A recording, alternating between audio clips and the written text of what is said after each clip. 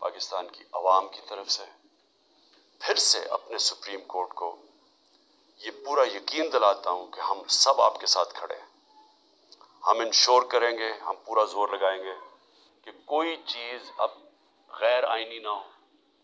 किसी तरह ये माफिया अपने आप को बचाने के लिए, फिर ना इलेक्शन से निकलने के लिए कोई ऐसे हरबे ना इस्तेमाल करे जो इन्होंने 99 में किए थे। आजकल सोशल मीडिया का ज़माना है, दुनिया बदल चुकी है। आज जो पाकिस्तान का नौजवान है उसमें वो शऊर है जो कभी पहले नहीं था। जब 98-99 में जब भी इन्होंने सुप्रीम कोर्ट पे हमला किया था तो इस तरह का शऊर नहीं था। लोगों के पास ऐसी ये जो इंफॉर्मेशन की रेवोल्यूशन आई है, ये जो मोबाइल फोन के जरिए आई है, ये ऐसा शऊर किसी में भी नहीं था। तो वो थोड़ी देर के बाद एकदम चुप करके इश्यू सेटल हो गया। माइट इज राइट हो गई, जो जिसकी लाठी उसकी भैंस बन गई। जंगल का कानून आ गया कि जब आपने चीफ जस्टिस को भगा दिया तो सारे चुप करके बैठ गए। आज पाकिस्तान बदल चुका है। इस मुल्क में सारी कौम सारे इश्यूज समझ चुकी है। ये जो आज आप कौम देख रहे हैं जो 30 बाई इलेक्शन जितवाए और जो हर ओपिनियन पोल कहता है कि कौम क्यों तहरीक इंसाफ के साथ खड़ी है, मोबाइल फोन्स की वजह से। ये जो आज सोशल मीडिया है, सोशल मीडिया ने वो लोगों में ऐसा शऊर है कि 1 घंटा लगता है, आप कोई झूठ बोले 1 घंटे के अंदर सारा अगला पिछला बता देते हैं आपको कि आपने पहले क्या कहा था। और इसी वजह से ये पार्टीज नीचे गई हैं, जो माफियाज है इसलिए एक्सपोज हुए हैं लोगों के सामने, क्योंकि इनकी सारी पुरानी स्टेटमेंट्स तैयार है, लोगों के पास है मोबाइल फोन पे। नहीं है तो सोशल मीडिया निकाल लेता है। और जितनी तेज चीजें वायरल होती हैं, अखबार तो कल निकलेगा, आज ही सारी शाम को सबको पता चल जाता है इश्यूज का। तो मैं आज के फैसले के बाद जो हमने जेल भरो तहरीक थी उसको हमने अब खत्म किया और इंशाअल्लाह हफ्ते को सैटरडे को हफ्ते को मगरिब के बाद हम पूरा लॉन्च कर रहे हैं अपनी इलेक्शन कैंपेन।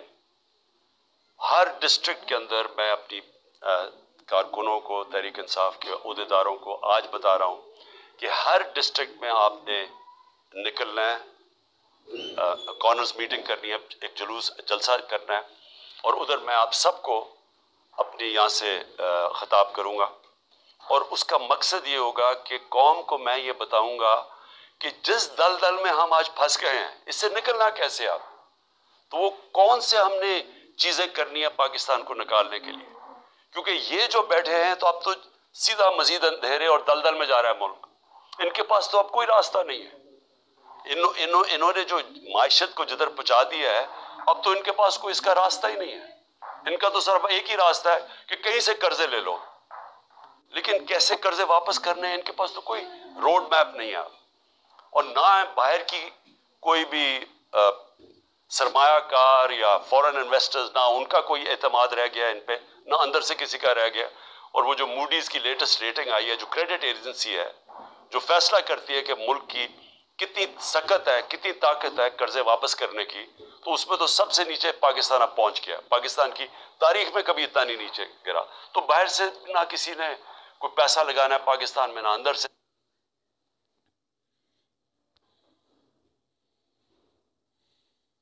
तो इनके पास तो अब एक बंद गली में पहुंच गए हैं, पाकिस्तान को पहुंचा दिया है।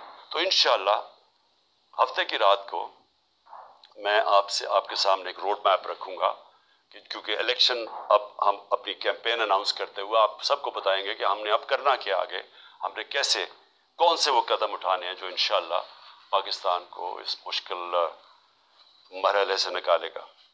मैं जो दूसरी बात करना चाहता हूं आज वो ये कि पिछले 10 महीने में जिस तरह के पाकिस्तान में हमारे लोगों की बुनियादी हकूक, जिस तरह उनको पामाल किया गया, रद्द किया गया, जो हमारे खिलाफ प्रोसिक्यूशन की गई, इंतकामी कार्रवाई कभी पाकिस्तान की तारीख में ऐसे नहीं हुई। यानी जो इन्होंने हमें क्रश करने की कोशिश की, और जैसे जैसे तहरीक इंसाफ की मकबूलियत बढ़ती गई, उतने ही इन्होंने वो ज्यादा वो कदम उठाए हमारे खिलाफ हर किस्म की, यानी केसेस बनाना, तशद्दुद करना, जो कभी पाकिस्तान में किसी ऑपोजिशन के ऊपर इस तरह नहीं, किसी जमहूरियत में नहीं हुआ। हमारे लोगों के ऊपर मैं कभी भी भूल नहीं सकता कि जो तशद्दुद किया गया आजम स्वाति पे, शहबाज गिल पे, जो सहाफ़ियों से किया गया, यानी कभी इस तरह के जो अरशद शरीफ, यानी दर्दनाक कहानी अरशद शरीफ की, कि कैसे उसके ऊपर उसको धमकियां दी गई, मौत का खतरा था, मुल्क से बाहर गया, फिर कैसे शहीद किया गया उसको, और बाकी सहाफ़ियों से जो किया गया, जमील फारूकी नंगा करके उसको तशद्दुद, एयाज अमीर जैसे एक दानिश्वर जिनकी रिस्पेक्ट है, इज्जत है माशरे, उनको जो जलील करने की कोशिश की गई, समी इब्राहिम उसको जो किया, गुलाम हुसैन को उठा के जेल में डाल दिया, और फिर जो सोशल मीडिया के लोगों से जो किया गया, लोगों को उठाया गया। मैं पहले भी बता चुका हूं, माँ बाप ने मुझे बताया कि उनके यंग बच्चों को उठाया गया, 2 दिन रखा गया, मारा पीटा उनको, और फिर उनको घर वापस भेजा, धमकियां दी गई कि उसे स्टेटमेंट्स मेरे खिलाफ दिलवाई वापस भेजते हुए। ये कभी ऐसे पाकिस्तान में नहीं हुआ। हमारे कितने 25 पे गए, और फिर नए केसेस बना दिए। कल जो इस्लामाबाद में तलब किया गया, मुझे सबको डेट पता थी, सारों को जब डेट फिक्स कर दी अदालत ने तो सबको पता था मैं आ रहा हूं इस्लामाबाद। सबको पता हूं कि मैं पहली दफा, जब से मुझे ये गोलियां लगी हैं, उसके पहली दफा इस्लामाबाद आना है, तो लोगों ने तो आना था। लेकिन जो अब लोगों के जुनून देख के, जो भी आपके सामने वो फुटेज तो सामने है, उसके ऊपर दहशतगर्दी के केसेस बना दिए, मजीद मेरे ऊपर 2 और केसेस बना दिए, 74 केसेस है मेरे ऊपर, सारी सीनियर लीडरशिप के ऊपर केसेस बना दिए। मुझे यह बताएं कि पाकिस्तान की तारीख में किस दौर के अंदर इस तरह कानून को मिसयूज किया गया, दहशतगर्दी के कानून को किस दौर में मिसयूज किया गया। मेरे ऊपर दहशतगर्दी का पर्चा कैसे बना? इलेक्शन कमीशन के बाहर एक पुरअमन एहतजाज होता है, नून लीग पूछे इनके दौर में, हमारे दौर में इन्होंने इलेक्शन कमीशन के बाहर एहतजाज किया, कितने इनके ऊपर पर्चे हुए। मरियम नवाज ने जब वो नैब गई, उसने पथराव किया, नैब का प्लान करके इनके लोगों ने जाके पथराव किया। कितने दहशतगर्दी के केसेस बने मेरे ऊपर। 74 केसेस में से जो केस बना दहशतगर्दी का, इलेक्शन कमीशन के बाहर एहतजाज होता है, मैं घर पे होता हूं, मेरे ऊपर दहशतगर्दी का केस। फिर ये जो इलेक्शन कमीशन, जो सब पता है, अब जो इलेक्शन कमीशन का रोल रहा है इसके अंदर, जब से हमने अपनी असेंबलीज डिसॉल्व की, जो इन्होंने केयरटेकर बनाया, जिस तरह की, यानी वो लोगों को बैठाया जो हमारे दुश्मन है, किसी तरह भी वो न्यूट्रल केयरटेकर में फिट नहीं करते। इलेक्शन कमीशन ने हमारे मुखालिफिन को यहां के बैठा दिया।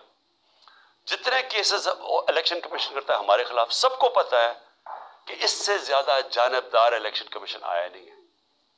वो इलेक्शन कमीशन पहले मेरे ऊपर केस लगा था तोशाखाना का। तोशाखाना का केस है क्या, मैं जरा आज सब कौम के सामने क्लियर कर। 70 साल से पाकिस्तान का कानून क्या है, जब भी आपको कोई बाहर से गिफ्ट्स मिलती हैं, जो 70 साल से हेड ऑफ स्टेट्स को गिफ्ट मिलती है, ब्यूरोक्रेट्स को मिलती है, जनरल्स को, आर्मी चीफ को मिलती है, कानून ये है कि वो जाता है तोशाखाना में, और पुराने जमाने में 20% या 15% आप देते थे और आप वो गिफ्ट रख सकते थे। ये कानून था।